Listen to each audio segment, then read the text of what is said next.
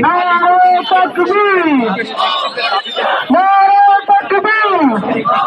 প্রিয় দর্শক, আমি উপস্থিত আছি বর্তমান রাজু ভাস্কর্যের সামনে। আপনারা দেখতে পাচ্ছেন এই মুহূর্তে ইসলামী ছাত্র মজলিসের একটি বিক্ষোভ সমাবেশ এবং মিছিল হয়েছে। মিছিলটিতে তারা তার যে দাবিটি জানিয়েছেন, এই যে বর্তমানে যেই ক্যাম্পাসে সন্ত্রাসী এবং দখলদারিত্বের প্রতিবাদে আজকের এই বিক্ষোভ মিছিলটি অনুষ্ঠিত হয়েছে। তারা আজকের এই বিক্ষোভ মিছিল থেকে সরকারকে আহ্বান করছেন যেন কোনোভাবেই যেন ক্যাম্পাসগুলোতে সন্ত্রাসী কার্যক্রম না থাকে এবং এই কার্যক্রম বন্ধ করার জন্য সরকারের কাছে উদারত আহ্বান জানিয়েছেন।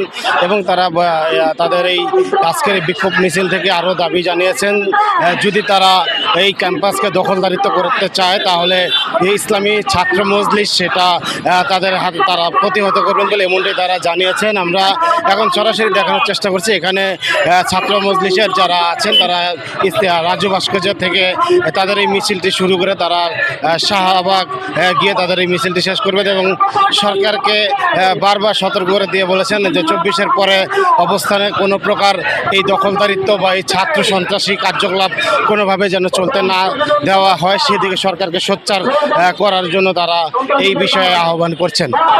সন্ত্রাসীদের ঠিকানা, সন্ত্রাসীদের ঠিকানা এই বাংলায় হবে না। ও একটা একটা সন্ত্রাস দল, ও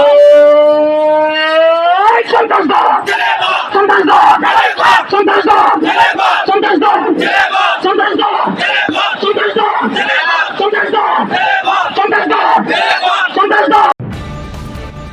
নিউজ ডেস্ক অন্যধারা।